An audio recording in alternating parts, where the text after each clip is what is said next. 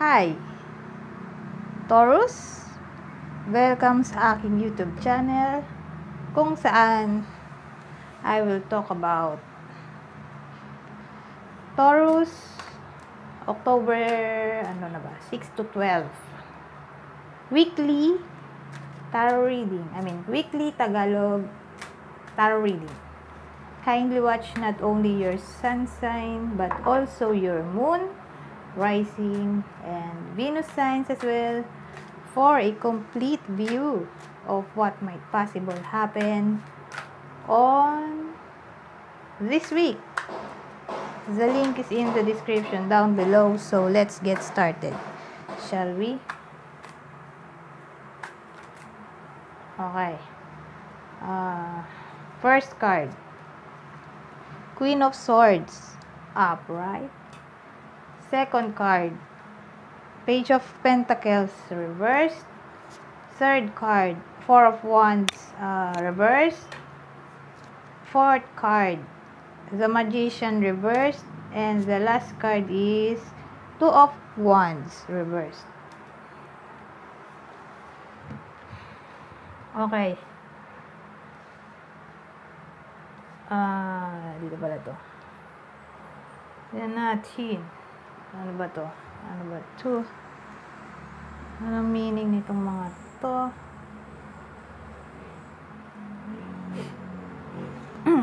Okay. Puro reverse pala to.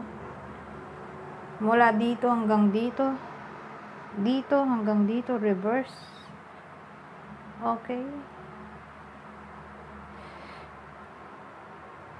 Siguro, namamatay yung ilaw ko. Kandila. Siguro, merong isa sa inyo na parang feeling niya,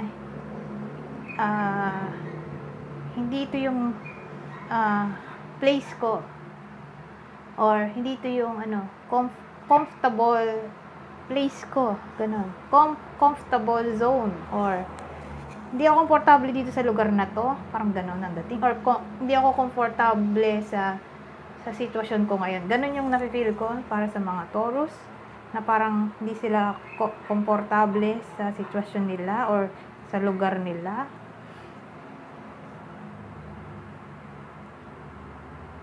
Kasi parang sinasabi dito na hindi to yung career na gusto ko. Wala dito yung creativity ko. Ayoko ng change.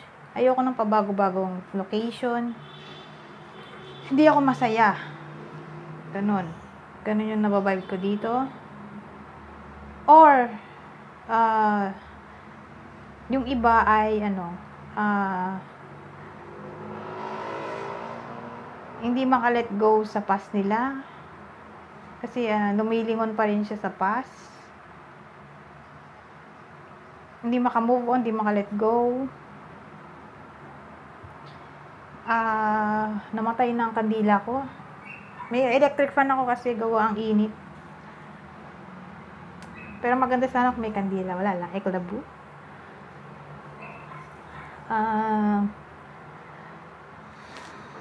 Nakita ko dito na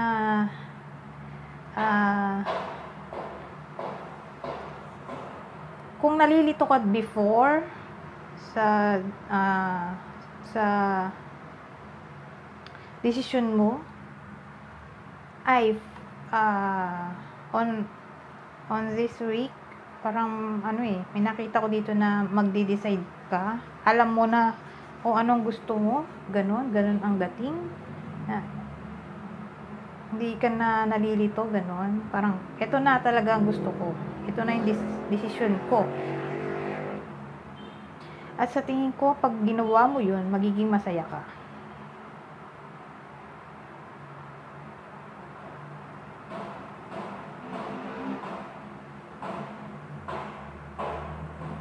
Ano pa ba? Siguro tungkol yun sa career.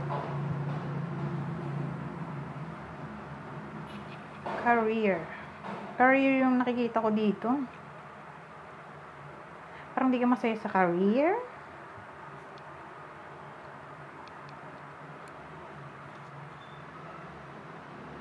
Or parang parang may kulang, ganun yung feeling na hindi ka satisfied sa career.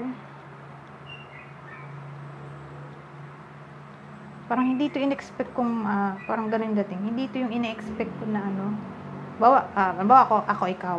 Hindi to yung ine-expect na outcome, ganun. Yung dating, outcome ng investment mo or outcome ng decision mo. Kaya nakikita ko dito na magde-decide ka daw. Kasi nga parang nalito ka dati. Pero on this week may decision ka na hindi mo na siya pag-iisipan kasi napag-isipan mo na. So outcome na ang gagawin mo. Magde-decide ka na. Parang ipe-pursue mo na yung decision mo. Yun yung nakikita ko dito. Decision siguro sa career or decision sa engagement. Decision sa relasyon. Pwede din.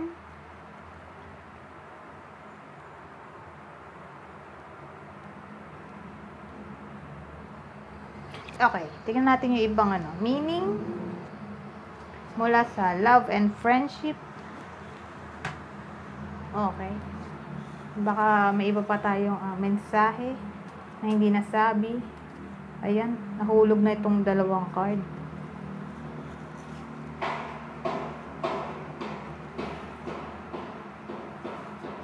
Sabi dito, Lord, give us wings to soar above our problems, great and small, with strengthened faith and confidence to trust you with them all. O, diba? Sabi si you parang may problema ka dito na kailangan mo magdesisyon. At sabi,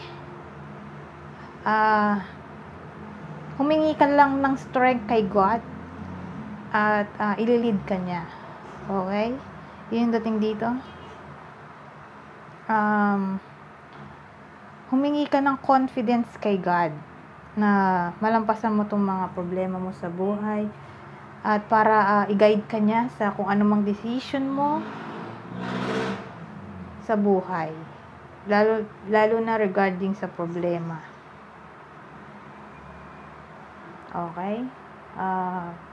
Magtiwala tayo kay God. Ganon. Na i-guide, ituturo niya ang tamang landas. Okay? Tingnan natin ang second card. When problems, okay, problems na naman. Sabi dito, problems.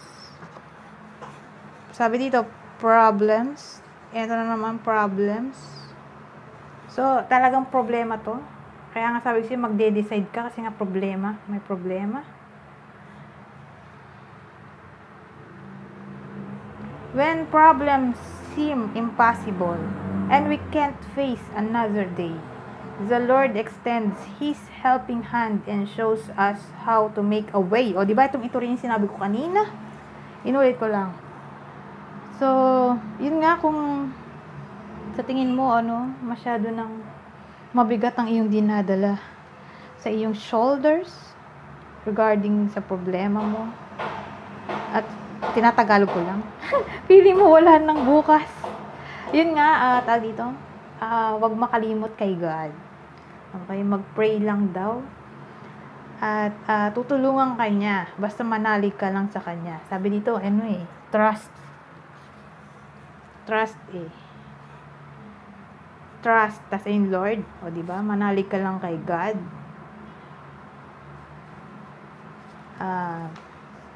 Humingi ka ng strength kay God para